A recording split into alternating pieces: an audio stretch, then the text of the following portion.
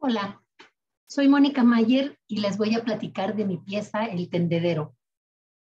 Presenté El Tendedero por primera vez en 1978 en el Museo de Arte Moderno de la Ciudad de México durante una exposición de artistas jóvenes cuyo tema era la ciudad.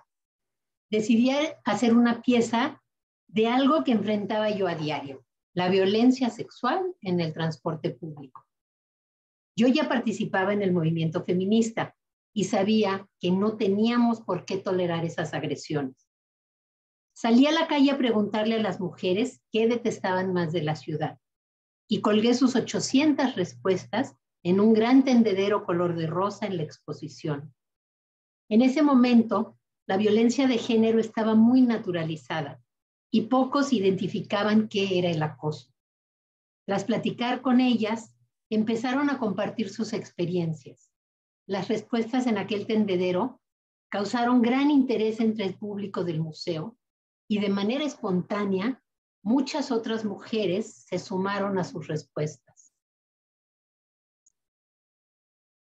Volví a hacer la pieza al año siguiente en Los Ángeles, en Estados Unidos, en la calle en esta ocasión, sin más elementos que papel, pinzas y un par de metros de cuerda. En aquella ocasión tocábamos las puertas, salían las mujeres y el tendedero funcionaba para que las vecinas compartieran su experiencia y se conocieran. De alguna manera, la pieza artística se convirtió en una herramienta activista. En 2007, el tendedero revivió cuando me lo pidieron para una importante exposición de arte feminista internacional llamada WAC, Art and the Feminist Revolution. Ahí presenté solamente documentación del primer tendedero porque ni siquiera se me ocurría cómo podía reactivarse una pieza de esta naturaleza. En 2009, la historiadora feminista Karen Cordero me pidió hacer un nuevo tendedero para la exposición en la Universidad Iberoamericana y planteé 4 preguntas. ¿Cuáles son las ventajas de ser mujer o de ser hombre? ¿Y cuáles son las desventajas de ser mujer o de ser hombre? Las respuestas aludían a las diferencias de género y algunas eran muy chistosas, pero no reflejaban lo que estaba realmente sucediendo en ese contexto. Pero aprendí. En 2015 me invitaron a hacer el tendedero en Colombia y propuse realizar un taller con artistas y activistas para ahí con ellas y ellos definir las preguntas. La pieza nuevamente tuvo sentido porque sí respondía a su contexto. La primera pregunta que plantearon fue, ¿cuándo fue tu primer acoso? Las respuestas eran como un balde de agua fría. A los 6 años, a los 12, en el camión, en la calle, en mi casa. Eran muchísimas historias. Al leerlas, yo misma recordé que de niña un tipo me manoseó en la calle y nunca me había atrevido a hablarlo, a pesar de llevar décadas como feminista, porque siempre pensé que había sido un caso único, no entendía la dimensión del problema. En Colombia también sucedió algo sorprendente. Una maestra tomó la metodología del tendedero para hacer dinámicas en la escuela. Desde entonces, es una pieza que funciona en el arte, el feminismo y también en la pedagogía. En 2016 tuve una muestra retrospectiva en el Museo Universitario de Arte Contemporáneo en la Ciudad de México e hice un gran tendedero con 4 preguntas, empezando naturalmente por la que correspondía a ese contexto, que era, ¿te han acosado en la escuela o universidad? Las participaciones no se dejaron esperar.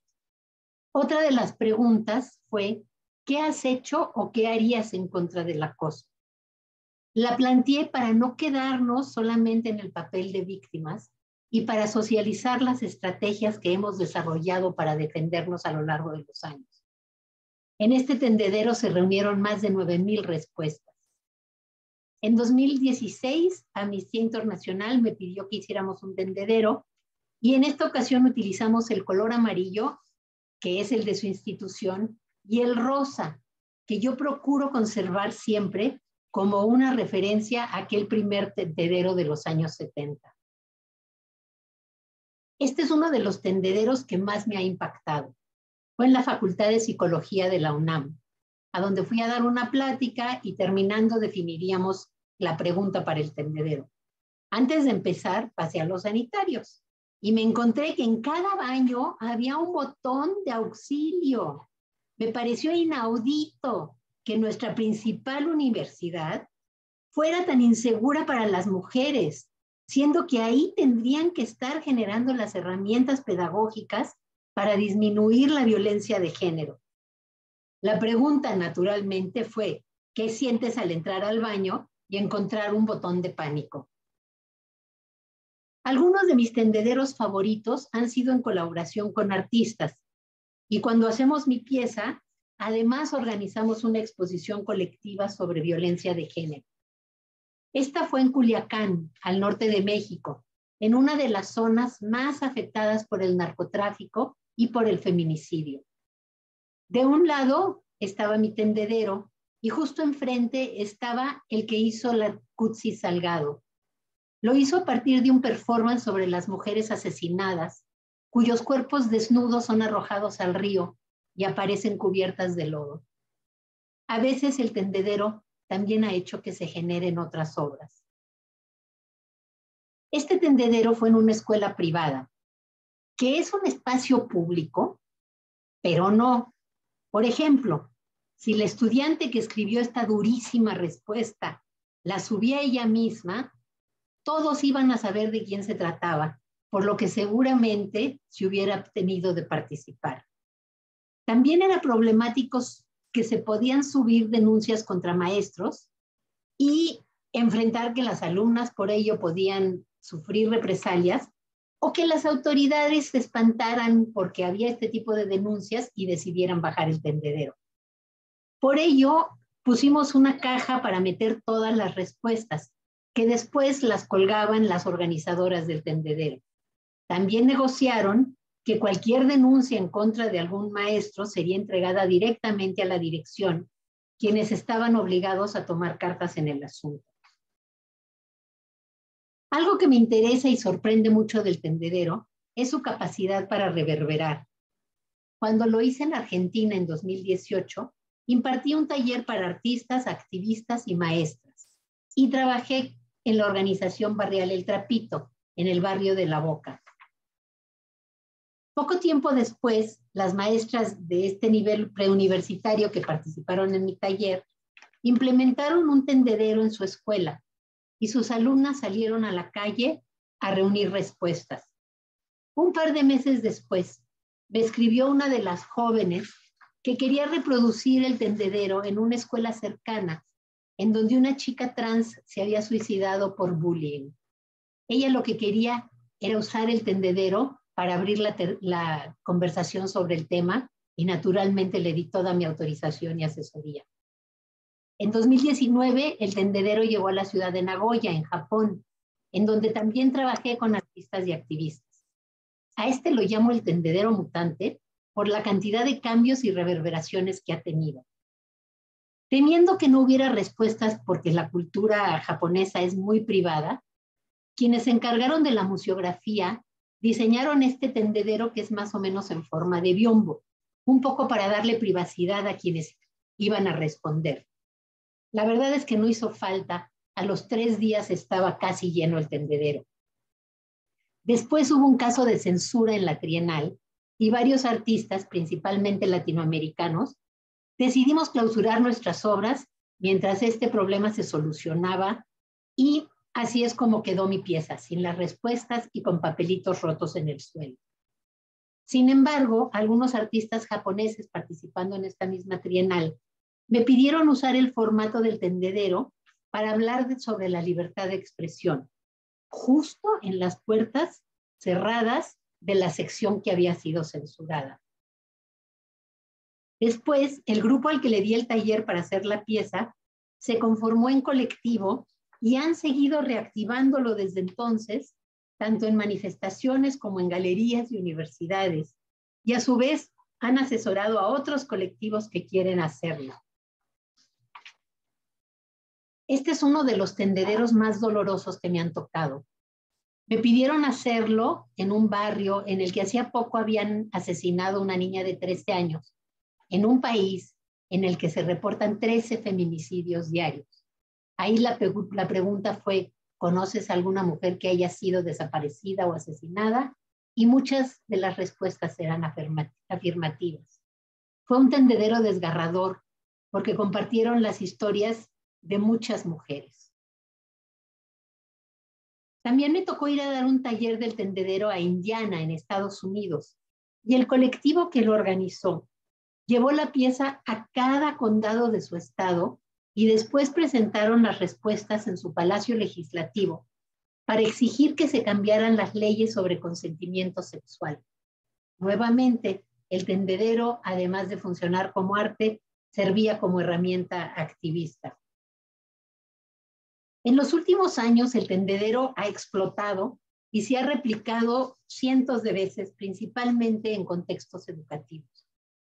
Algunos tendederos yo los he asesorado y otros me he enterado mucho después de que sucedieron, cuando alguien me platica o me logra mandar alguna fotografía o documentación.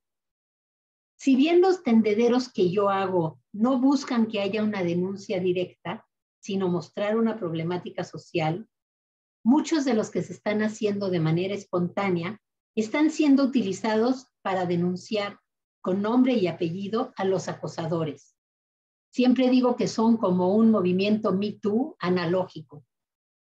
Ante la frustración por la falta de respuesta institucional a sus demandas formales, las mujeres están optando por la denuncia directa.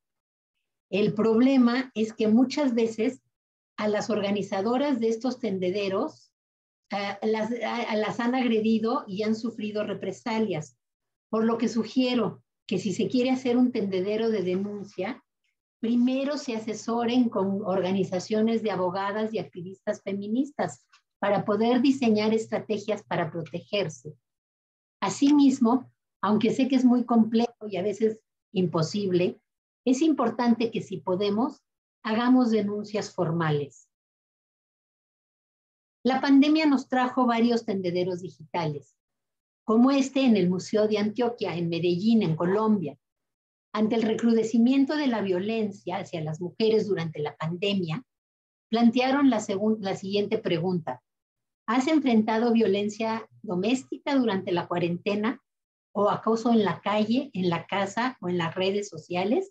Y bueno, por lo menos aquí en México, la violencia doméstica durante la pandemia se ha incrementado exponencialmente. Y al empezar a leer las respuestas, además, a este tendedero, a mí me sorprendió mucho la cantidad de violencia que se había generado en las redes, incluso en los espacios educativos. Y las jóvenes eran acosadas al estar tomando clases a través de Internet. Escuché cosas que jamás me hubiera imaginado que podían suceder.